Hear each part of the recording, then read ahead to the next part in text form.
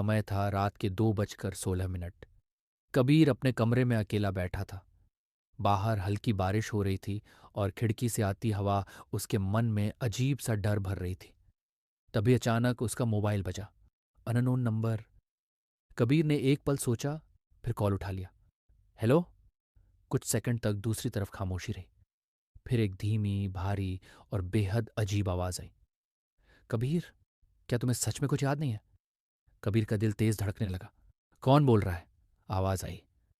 जिसकी वजह से तुम्हारी जिंदगी अभी तक चल रही है। फोन कट गया। कबीर देर तक मोबाइल को देखता रहा। उसने सोचा शायद किसी ने गलत नंबर लगा दिया होगा, लेकिन दिल के अंदर डर गहराता जा रहा था।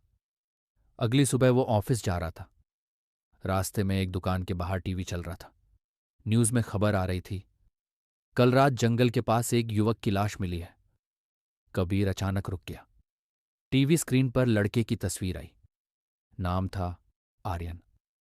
कबीर ने उसे कभी नहीं देखा था, फिर भी दिल के अंदर कुछ टूट सा गया, जैसे वो उसे जानता हो, जैसे वो उसका कोई बहुत करीबी हो। पूरा दिन कबीर बेचैन रहा। रात को जब वो सोने गया तो नींद जल्दी आ गई, लेकिन सपना बहुत डरावना था। वो किसी पुराने जमाने में खड़ा था। चारों तरफ धुंध थी। सामने आर्यन खड़ा था। उसकी आंखों में गुस्सा था और दर्द भी। वो बोला, तुमने मुझे क्यों मारा? कबीर घबरा गया। मैंने कुछ नहीं किया। लेकिन तभी अचानक उसे याद आया, एक बहस, एक धक्का, और गिरता हुआ आर्यन। कबीर की नींद टूट गई। उसका शरीर पसीने से भीगा हुआ था। उसने मोबाइल उठाया। स्क्रीन पर एक मैसेज था, याददाश्त वापस आ रही है। अब कबीर को यकीन हो गया था, ये सब संयोग नहीं था। डर के मारे अगले दिन वो एक पुराने मंदिर गया। मंदिर सुनसान था। वहां एक बूढ़ा साधु बैठा था। साधु ने कबीर को देखते ही कहा, तुम्हारी आत्मा बहुत पुराना बोझ ढो रही है। कबीर कांप गया। आप क्या कह रहे हैं? साधु बोला, आर्यन तुम्हारे पिछले जन्म का भाई था। ये सुनकर कबीर के पैरों तले जमीन खिसक गई। साधु ने कहा, पिछले जन्म में तुमने ही उसे मार दिया था। जलन, गुस्सा और अहंकार की वजह से। कबीर की आंखों के सामने सब घूमने लगा। तो वो अब क्या चाहता है? कबीर ने पूछा।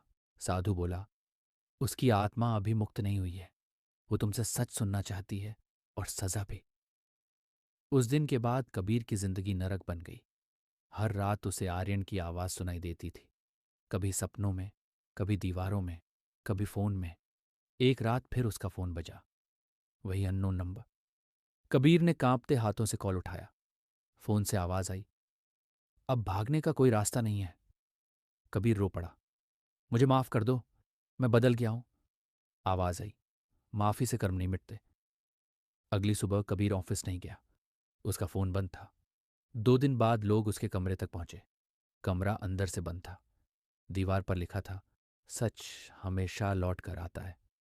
कबीर का फोन जमीन पर पड़ा था। उसमें एक आखिरी ऑडियो रिकॉर्ड था। मैं भाग नहीं रहा, मैं अपना कर्म स्वीकार कर रहा हूं। कहानी यहीं खत्म नहीं होती, क्योंकि कुछ लोग कहते हैं, आज भी अगर रात के 2:16 पर किसी को अननोन कॉल आए, तो वो सिर्फ कॉल नहीं होती, वो उसके पिछले जन्म का सच होता है। और अगर तुमने वो कॉल उठा ली, तो शायद अगली कहानी तुम्हारी होगी।